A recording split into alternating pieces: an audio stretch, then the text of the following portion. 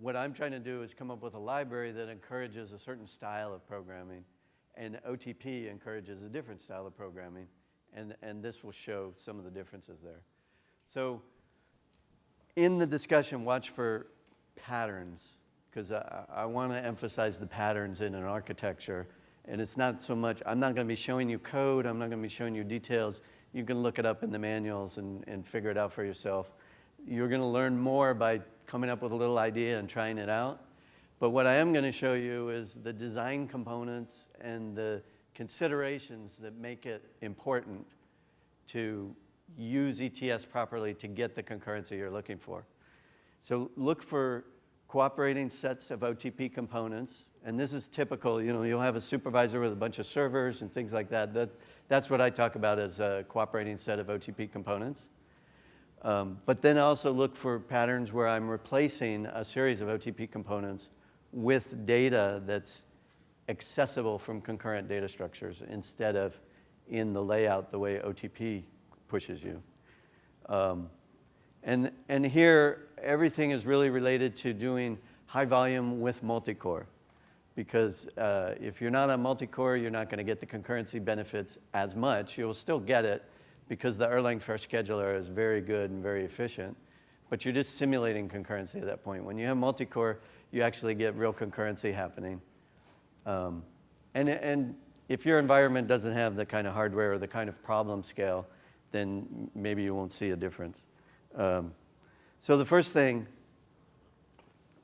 OTP is a library which encourages a style of programming which is supposed to avoid bugs, be resilient, and make things easier for the programmer.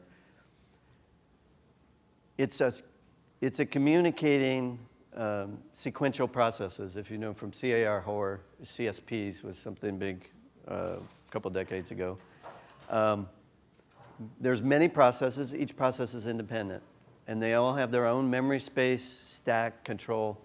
They have their own garbage collector. That's what's different from Java. Java has a multi-threaded garbage collector. Erlang, there's a garbage collector per process that's single-threaded. And every process is single-threaded. And so now you can have concurrency with different processes, but they're easier to reason about because you're just doing single-threaded programming within one process. And then you use processes to manage and control how the concurrency works and how your memory is being used and allocated. There's also a process dictionary, which is a key value store that's inside each process that you can use. Although everybody who has been doing Erlang and OTP for a long time says, don't use that. But there are circumstances when it's very useful to use. And ETS is a way to do the same thing that process dictionary does in a safer, although in some ways not as safe way. So we'll talk about some of that. And then there's a message mailbox and a queue. If you send a message from one process to another process, that's the only real way of communicating information. And the messages arrive first in, first out in a queue. And so a process has a list of messages sitting in there, and it handles them one at a time. So here's some of the patterns that OTP encourages. Supervisors. Everybody says they're great. Your process goes down, the supervisor brings it back up. You can manage resiliency and fault tolerance that way. But the pattern creates this supervisor that's managing multiple children, and that can become a single process bottleneck. Now, fortunately, most of the time, supervisors don't do anything except restart. You don't send messages to them and have them distribute it to the children and things like that. But if you get 10,000, 100,000 workers under a single supervisor, you can actually have latency problems and issues with restarts and things like that. So, when you're talking about highly concurrent and very active systems, that becomes an issue. The other big concept is servers. You got Gen servers, Gen FSMs, and Gen events and things like that, where you're handling messages and then maybe distributing them out to other processes. So here's an example where multiple workers are sending messages to a single process, which then distributes them out.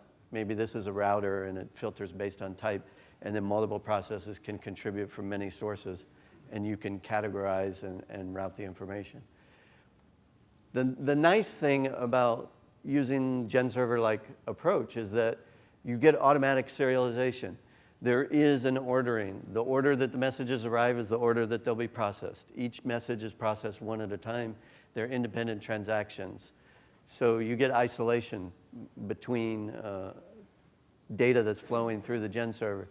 But this gen server becomes a bottleneck. And if you've been around, you've probably heard of gen server 2, which was a hack to get around the problem when you have a really long mailbox and you can't catch up.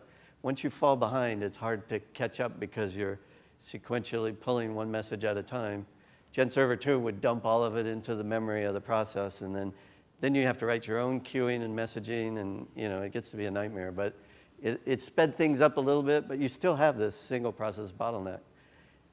It's a good thing because it encourages a style of programming that's easy to understand, easy to trace, easy to eliminate bugs, but it leads to situations in volume where there's a bottleneck there. The servers do organize the computation, and they make it easier to reason about things, but multi-process join is really just a wait. When multiple processes are sending messages and then waiting for a reply back, nothing's happening, and that's where the bottleneck really kills you, especially if your message queue starts to fill up. And those end up limiting how much work you can do and choke a heavy system. And one of the characteristics that you'll see in a heavily overloaded system is you'll start to get timeouts. The gen server has a fixed 5-second timeout. If the message queue is really big and things aren't being handled and you're waiting on another process to send a reply before you can handle your next message, you get a timeout and then it propagates through your system.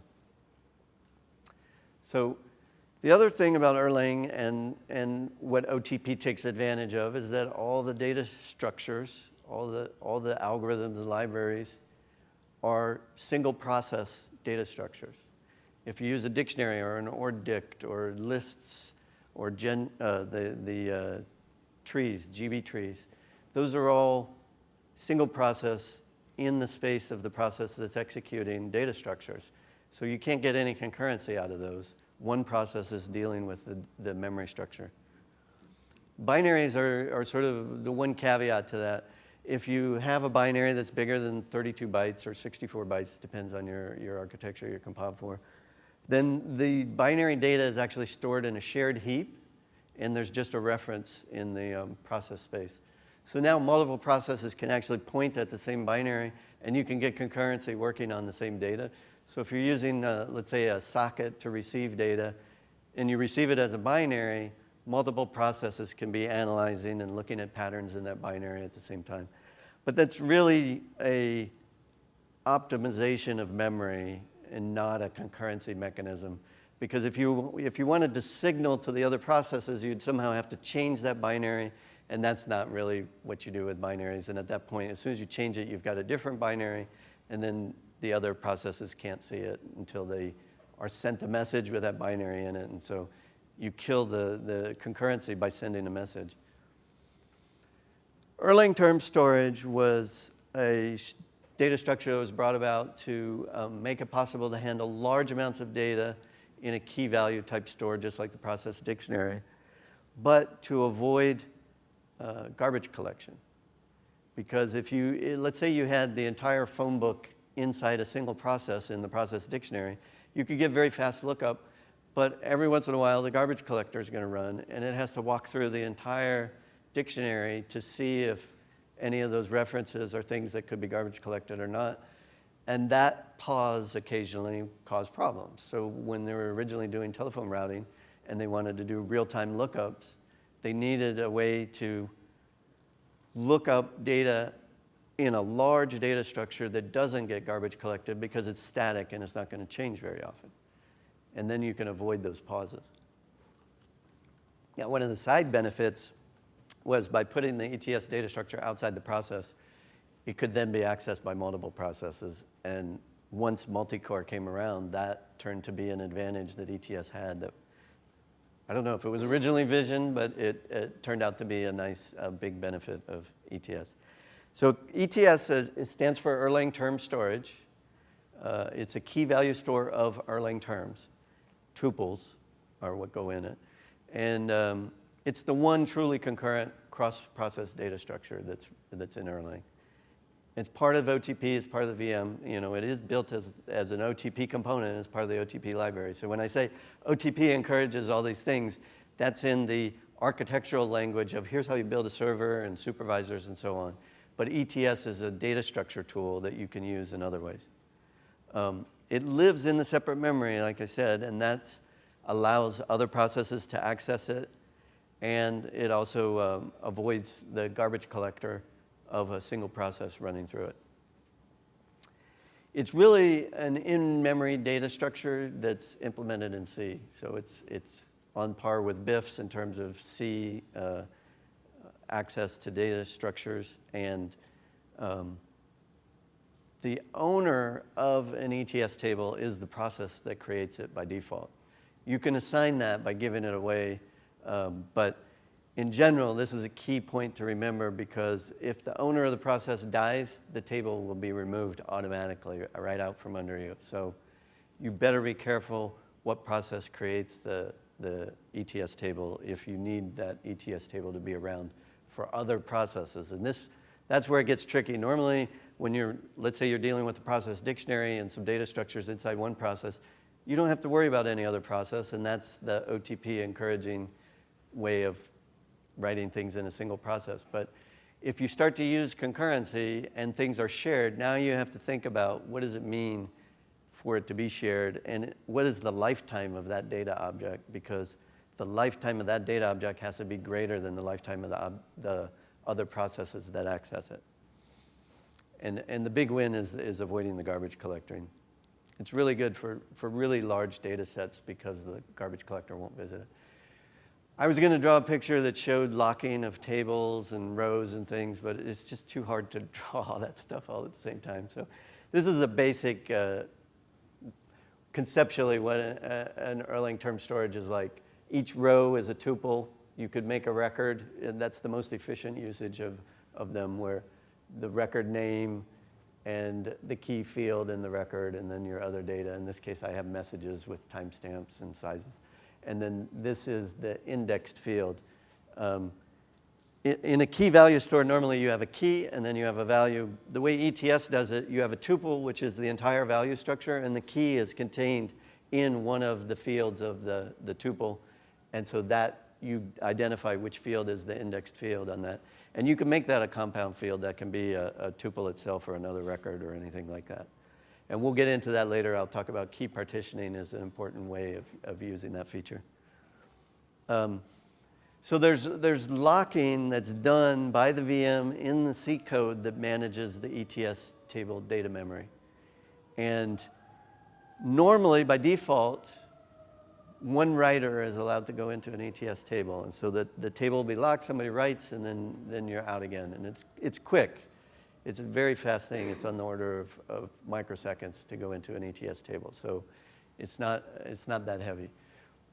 If you have lots of writers, though, you want to use, even if you have half a dozen writers, you want to use write concurrency if you're doing a lot of writing and you want them to access concurrently. And when you enable the write concurrency flag, you should look, after this discussion, if you're interested in ETS and using ETS, go to the documentation in the Ericsson. It's one page. Just read the whole thing. It doesn't take long. It's 15, 20 minutes to read through it and think about it.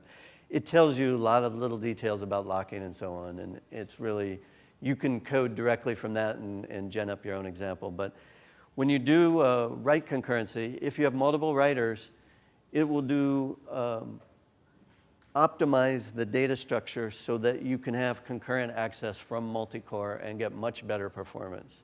And there's been, it's a significant improvement. It can be up to 10 times faster when you're using multi-core. So having write concurrency is an important thing, and also not switching between read and write. Like if every other request, one's a read request, then a write request with multiple readers and writers, you will get less efficiency than if you had bursts of writes and then bursts of reads.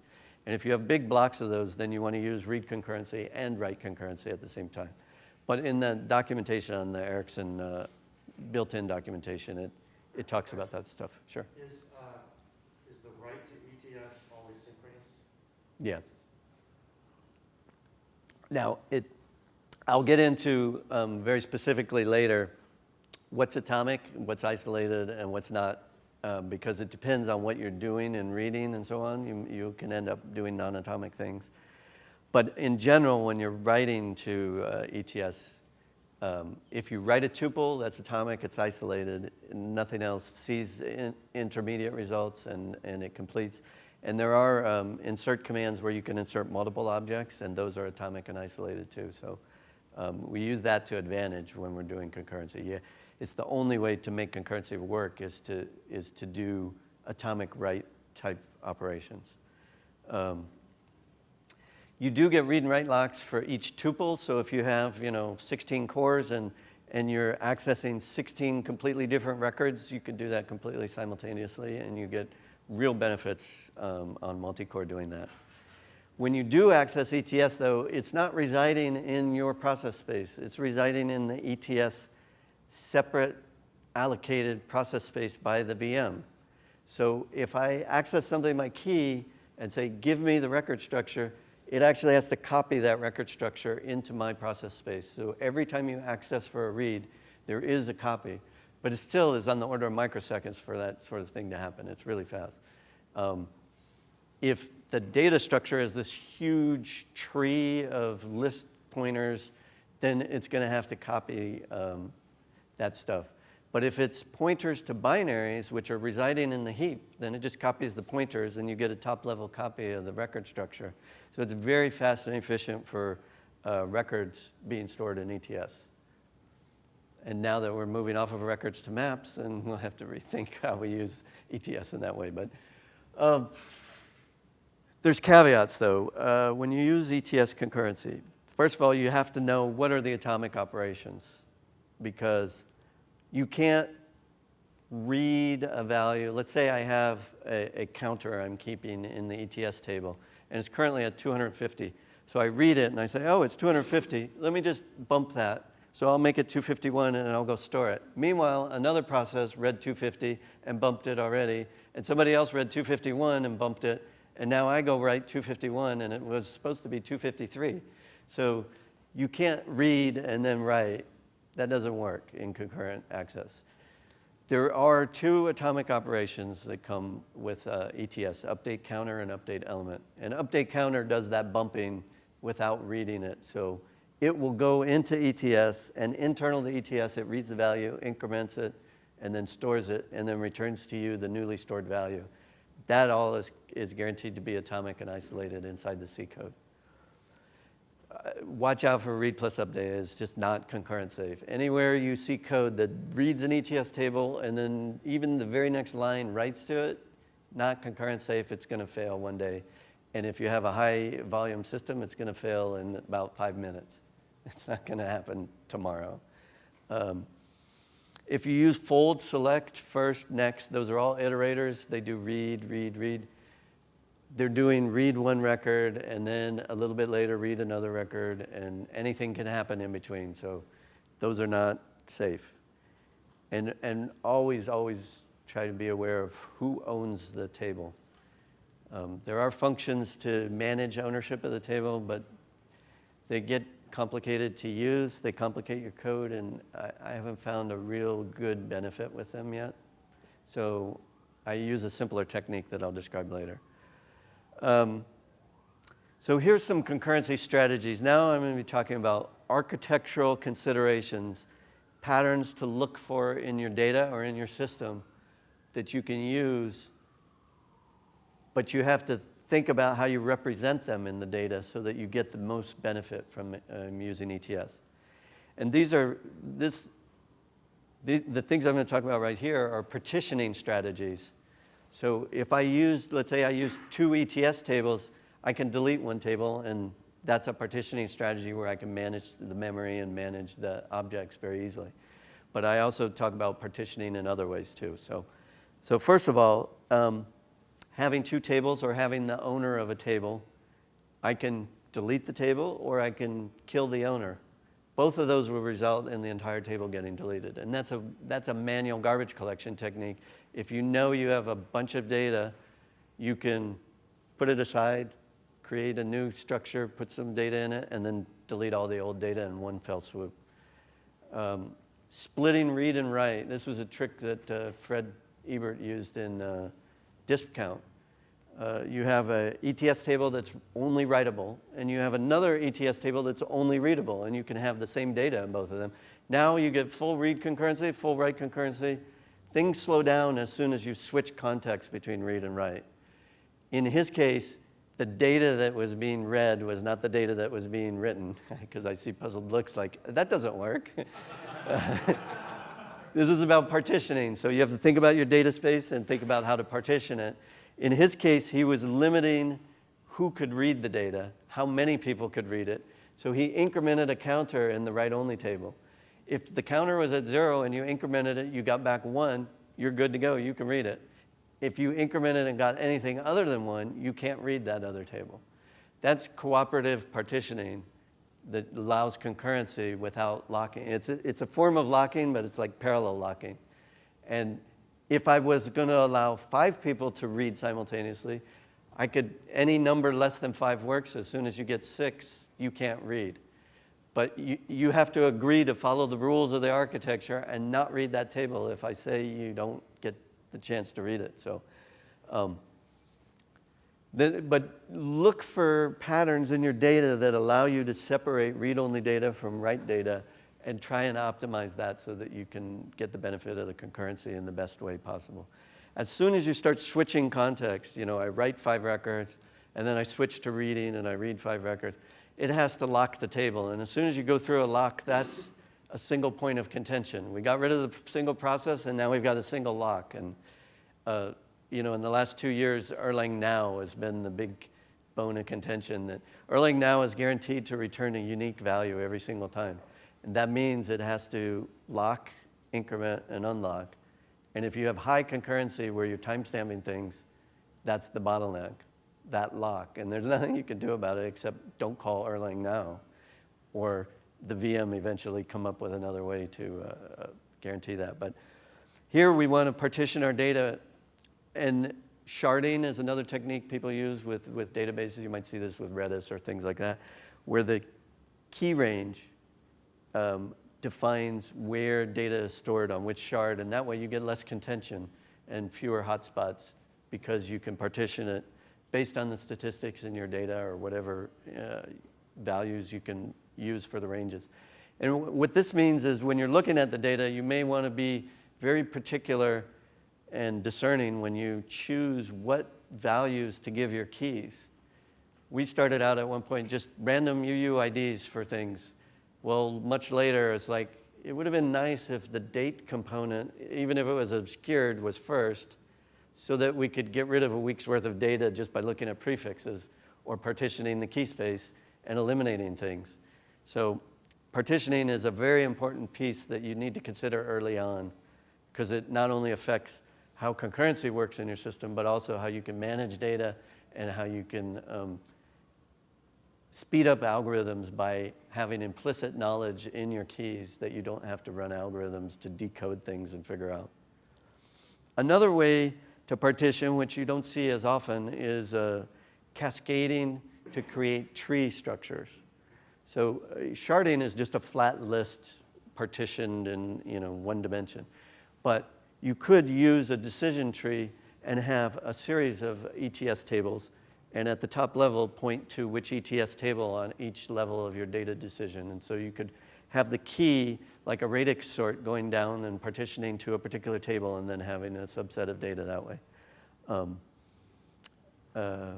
And then the other big one, if you're really going for concurrency, is to use the PID as part of the key, so that only my PID will access that row. And so I'll get complete concurrency across all my data if PID is part of it, if your problem fits the model of how you generate your processes.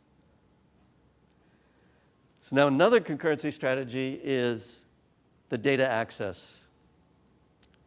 If you use update counter and update element on shared keys, then you're going to do atomic operations, and you get maximal concurrency there, but guaranteed safety on the values that are in it. And if you're, like Fred's trick with disk count, where he was reserving things by locking them and incrementing by 1, sometimes you want to know what the current value is, but you don't want it to change. But you don't want to switch from a write-only table to read and find out what the value is. You can increment the value by 0, and it'll tell you what the result is after you add nothing to the current value. And then you can stay in write mode, and you get full concurrency, and you don't have to do the context switch. That's a big trick. There's so few atomic operations in ETS tables that you need every little trick that's available to make it work. Another one is separating metadata from data. So you might be in the same ETS table and have a metadata record with pointers to other data. And then you can have separate processes accessing the data. They may have to contend for the metadata record, but once they find out where they can work, then they're independent in different partitions of the data space. So this is all kind of abstract because we're talking about key space and partitions within one data structure that's a flat array or list of elements. So I tried to make some pictures at some points, but some of it you have to actually go into some of the key literature and play around with your own projects to understand what it means to partition a key space. In general, in Erlang, the easiest way to partition a key space is to use a tuple for your key. And then you can put a series of fields that are in order that you want them to be, and then it's pretty clear how it's partitioned. And I use that technique with metadata. I'll just put tuple meta and then my value, and then in my data, I'll have tuple data and then the key value, and they're partitioned that way. Public tables. When you make an ETS table, by default it's protected. That means the owner can write to it, everybody else can read from it. If you make it private, only the owner can read and write from it. And if you make it public, anybody can read from it and anybody can write to it. So if you want concurrency and you need to write to the table, you have one choice, public tables. And now you have to use cooperative, architectural, respect the boundaries rules. Anybody can write to the table. If you don't follow the architecture pattern, you could just mess up the data and nothing works. So it's really an important thing to have an architectural policy and to make a library that puts an API that enforces an interface and tell people to go through the interface. Don't just access the ETS table. That said, the other side of it is monitoring and debugging and managing your system. It's very sweet to go into a production system, not touch anything, and peek into an ETS table that has scratch data about what processes are doing and what stage they're at and how much progress they made, how long they've been running and when they started. All that stuff you can just access directly in an ETS table that's public and not have to touch any of your code. And it gives a lot of good insight into what's going on.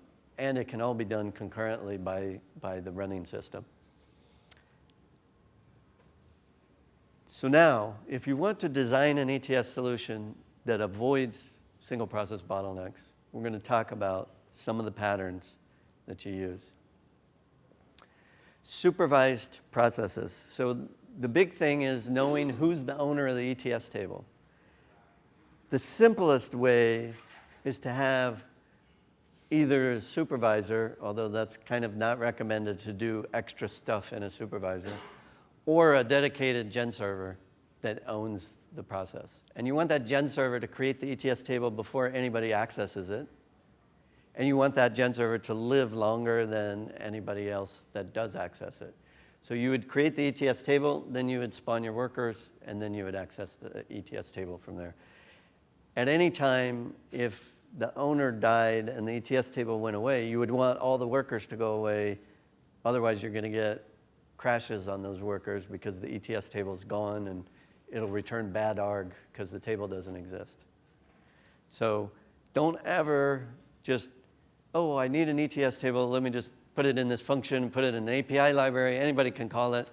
Because the first thing that happens is somebody calls it in a transient process and then it goes away like a second later And you can't figure out why your library doesn't work and the code isn't running whenever they start up a worker. You have to know who's the owner and guarantee that that owner is there longer than everybody else. And I've played around with the inheritance thing. It works. It's a way to give away a table and take it back if the owner... The typical thing is you start up, you create an ETS process, and you immediately give it away to somebody else with the inheritance set so that if they die, they give it back to you. And that way the table doesn't die and processes can die all around. But you have to write all this code that looks at info messages and says, oh, you're getting a table back, you better take it. Oh, I better give it to somebody else right away before I crash. But it's a bunch of code that doesn't really do anything and you don't get much benefit of it. The only way I could see inheritance working is if you spawn multiple processes that each did like some long computation and filled up some ETS table, and then they die, and a central server receives the ETS table as a scratch pad and merges it with all the other ones as they come in. But I haven't come up with a good pattern for the inheritance thing. But if you use a supervisor and you do the gen server trick, and you make that supervisor rest for one policy says, if this child dies, everybody to the right of it in the supervisor tree must die now. And then you start up again in order, then you'll get a good result. So here's the pattern. You start with a supervisor that's a rest for one supervisor. The first thing it does is it creates the gen server that's going to own the ETS table. In the init, which has to be a synchronous init, the supervisor inits this, then this inits the ETS table before the next worker gets built. After the ETS table is built, then the supervisor creates the other workers. Then you build more supervisors, your system starts up. You could do this in a start phase, although a start phase only runs on startup, so you might want another mechanism if you've crashed and you're not going through start phases. But at step 5, after the system is stabilized in startup, you send in a signal to the workers, okay, start working now, everything's ready for you. And then they access the ETS table.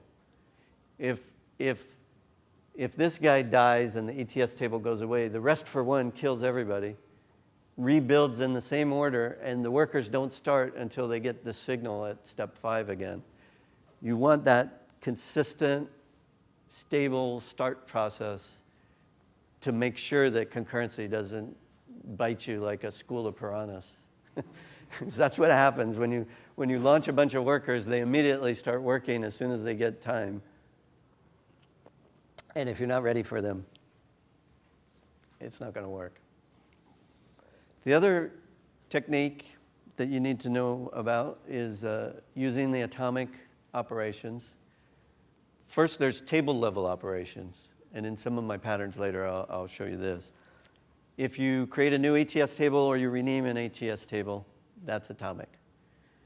So you could, I've never done this, but you could just like create and destroy ETS tables as a signal to somebody, and they could just check if the ETS table exists, and you could like send Morse code across your concurrent system. Sometimes you need the lightest, simplest way to get things distributed out, and that's a highly concurrent way of doing it. Insert and insert new atomically create objects in the ETS table. So I can say, make 1,000 objects and insert all of them in one operation, and that's an atomic operation. All 1,000 will be isolated and atomically created inside the ETS table. So one of the tricks is, building things to the side and then saying, here, put all this in now. And then deleting is also atomic, so you can use that for garbage collection. If you partition your data or use a time basis for rolling data from one table to another and then just delete a table en masse, it's the quickest way to garbage collect a whole bunch of data. The other quickest way is to kill a process. That's how you normally garbage collect manually, is you kill the process that's using all the memory. So if you use atomic update counter, it only works if you've got a table that's of type set or of ordered set. If you've got bags and things like that, duplicate bag, you can't use this operation. So, and it will just return bad arg if you try to do it on the wrong type of table. So So you have to already decided that you want a set-based key value store or an ordered set. And that atomic update counter only works on an integer field. You don't have to increment by 1. You can increment by any number, including negative numbers. So you can increase or reduce the value. But you can't increment the key because it's already indexed and it's in a data static structure for fast access. So you can't increment that. You'll get a bad arg if you do that too. Don't read from the ETS table and then use update counter. There's no point. The point of update counter is to read an update and tell you what the result is after it's updated. It won't tell you before. It'll only tell you after. So you won't know if it wrapped or anything like that. The update counter lets you do warping of indexes. That's kind of what it's set up for. So you can specify increment by 3, but if it's more than 20, set it to 0. So you can do like bring buffers and things like that very easily. It wraps around. And you can do it in a negative way too. When you subtract, it looks at the min and can wrap the value. And you can use that to your advantage and do something really strange where like if it goes over 20, just return 6,000 just so that you get a signal that, hey, I've exceeded my max. I better, and now it's set, to this really high number. There are no conditionals. The only conditional is, did it go over the max or under the min? You can't say, increment this value, and if it's greater than the column next to it, send a flag back or something. There's nothing like that. So it gets tricky to do anything really useful with update counter besides having arrays and pointers and counts and things like that. Now, update element is also atomic. Update element lets you just take a sledgehammer and smash whatever value's in there and put a new value in. And you can use it to put in multiple values. You don't have to read and set. In fact, you can't read and set. You have to know that this is the value I want. I don't care what value is there now. Just kill that value. But instead of reading the entire object, pulling out one field, changing it, and then putting everything back the way it was, and changing that one field, which won't work because somebody else changed all the other columns in the meantime, and then you reset all their changes. If you use update element, you can change one column, and other people will change other columns and be able to get there too. So what you really need to do is use reserve, write, and publish semantics. So by using update counter, you can reserve some space, use it as a working area, write data into it, and then publish it when you're done in an atomic operation. And that's really how you get concurrency to work for you. I'm going to speed up a little bit because I'm running a little short. There's a lot of stuff in here. Take the slides and study them later. I want to get to the library that has patterns in it.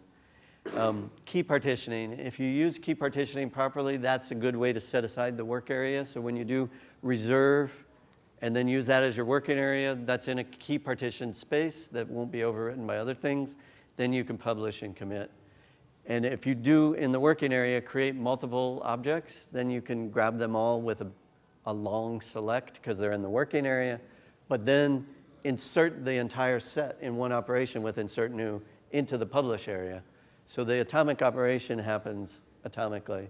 I mean, the publish operation is atomic, but your working area can be more involved. So here's an example of how you do it. You reserve space. The worker will say, I need some space. It reserves it. And then another worker comes in and does some updates over time. And then when they're done, they signal to the first worker that it's complete. It queries the reserve area, inserts it with a single atomic operation into the publish area, and then you free up this working area space. This is a single ETS table where the key space is partitioned. Watch out for non-atomic operations. I've said that multiple times, but multiple object deletes, initializing the table, next and fold, tab to list, tab to file. Anytime you see somebody read and then write, or write, and it's not concurrent. So now I have a library on GitHub. called Epoxy Erlang Patterns of Concurrency. It's OTP compatible. We've been running it at TigerTech since August. It implements concurrency controls and mechanisms using ETS, hides the complexity. It's complicated to make it really work well with the concurrency. So here's an example of a problem you have, a fire hose of data, just a ton of data coming at you. We created initially we created a ring buffer because we were trying to record timing on thousands of processes that are all running at the same time, and as soon as they end, they record their timing in the ring buffer. It's highly concurrent. It's just a buffer that's done as an array using update counter to reserve space. When you write to it, it reserves space and then publishes into the reserved area. I did metadata key space partitioning, so the key is meta and the type of concurrency that you're running, and then in the data area, that type of concurrency has an array index. And so you can reserve spaces and write to them that way. And the ETS table can become a hotspot, so I have an option so that you can have dedicated ETS tables as well as a centralized ETS table. The buffer implementation uses this reserve publish. So here's an example of how this works. You reserve a slot in the array, the reserve pointer gets bumped, and then the write pointer can be used to write into that reserved area. Meanwhile, there's a separate read pointer that's pointing to where you can read from. After you've written the data, the write pointer gets bumped, and the data is now reserved and written and can be read by the reader. Now, the tricky bit in the library is that the reader is concurrently reading ahead, and multiple writers may have reserved and empty holes could occur, and data can be written after the holes. So the reader actually has to retry and yield. So if you get to the GitHub repo, you can look inside ETS buffer and see how that works. It's kind of tricky, but it's commented and spelled out. If you run it for a long time, it'll use big nums. It's just an infinite array, so it'll go on infinitely and get slower with bigger nums. And the next thing that we had trouble with was concurrency. How many people actually have a system where they decided, oh, this can happen in the background, I'll just spawn a process? And you do it, and eventually you find out, oh my God, there's a million processes running. You need a way to cap that. I call that unbridled concurrency, when you just spawn whenever you feel like it. You can exceed the CPU, spikes can kill your VM. These are all kinds of problems, and you end up with single process bottlenecks when all these things fail, if you're using a worker pool for that. This is what it should look like, more controlled, carrying a big weight with all of them at the same time. Bridled concurrency, we just have a max count in the ETS table. Every time you try to spawn a process, it uses update counter and checks for the type of process you're spawning whether you're reaching your maximum concurrency limit. If it reaches that limit, then we run inline to give back pressure. The last object that's in the library is for caching when you have expiration of many, many objects in a cache. Instead of putting timers on every single object in the cache, we do generational caching. So we use 2 generations. If you miss in the newest generation, it goes to the older generation. If it doesn't find it there, it goes to the database, puts it in the new generation. And then when the generation expires, so here's an example of getting something from a new generation. If it's not there, it goes to the old generation and migrates the data into the new generation. When it comes time for a brand new generation to be created, it's empty, and this old generation is just deleted. No timers, everything is deleted all at once. And you can expire based on clock frequency, just polling. It can expire based on how many accesses there are to the generation or a function that you supply. And I'm out of time, so I wanted to talk about future plans. We want to put in synchronization barriers so you can do things like any, some, or all so that it will just happen concurrently. and generalizing something like disk count, which is already in the concurrency control mechanism. We use something similar. Higher level patterns like active task queues instead of worker pools, so that you can have dynamic workers consuming from the ETS buffer task queue, and using a pipeline of stages of ETS buffers for active queues. So you could have staged concurrent processes for completing it. And I'm looking for open source polls and feedback, pull requests and feedback of concurrency patterns you're using that you think should be generalized. ETS will help you increase concurrency, but you have to understand how it works, design your keys and your access mechanisms, use this reserve write publish semantics, the atomic operations. Getting it right's difficult. Use libraries that are established and contribute what you discover to those libraries, because if everybody builds it from scratch, none of it will work. Thanks.